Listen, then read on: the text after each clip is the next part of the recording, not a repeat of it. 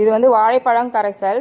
இந்த வாழைப்பழம் கரைசல் எப்படி ரெடி பண்ணணும்னா, 6 அல்லது 7 வாழைப்பழத்தை எடுத்துக்கோங்க. அதை மிக்சியில் போட்டு அரைச்சிக்கோங்க, பொடியாக கட் பண்ணிவிட்டு. அதுக்கப்புறம் 1/4 கிலோ நாட்டு சர்க்கரை, அதை ரெண்டுத்தையும் கலந்து காற்று புக முடியாத டப்பாவில் போட்டு மூடி வச்சுக்கோங்க. நிழலில் தான் வைக்கணும், வெயிலில் வைக்கக்கூடாது. 20 நாள் கழித்து நம்ம உபயோகப்படுத்தலாம்.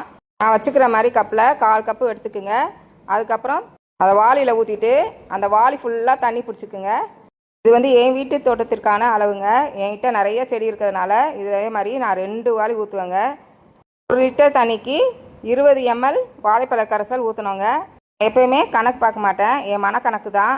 இவ்வளோக்கு இவ்வளோ ஊற்றணுன்னு எனக்கு தெரியும், அதனால் நான் அப்படியே ஊற்றுவேங்க. நம்ம ஒவ்வொரு செடிக்கும் தண்ணி ஊற்றும் போது அப்பப்போ கலந்துக்கணுங்க. அப்போ தான் அதே மாதிரி செடிகளுக்கெல்லாம் போய் சேரும்.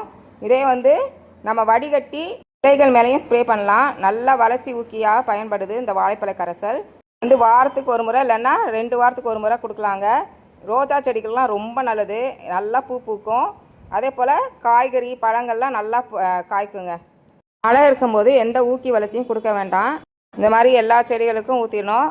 எந்தெந்த செடிக்கு எவ்வளோ ஊற்றணும்னு நாம் தான் பார்த்து ஊற்றிக்கணும். இந்த மாதிரி செடிகளுக்கெல்லாம் தண்ணி ஊற்றிட்டு வரும்போது ஒரு ஆச்சரியமான விஷயங்க, பன்னீர் திராட்சை பூ பூத்துருக்காங்க.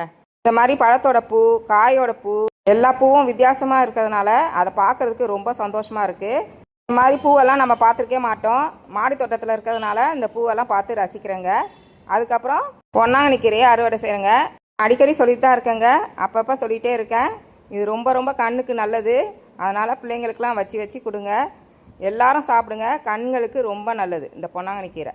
நீங்கள் கடையில் வாங்கினீங்கன்னா அதில் இருக்கிற 2-3 குச்சியை எடுத்து உங்கள் வீட்டு பால்கனியில் கூட ஒரு தொட்டியில் வச்சு இதை வளர்க்கலாங்க. ரொம்ப நல்லது.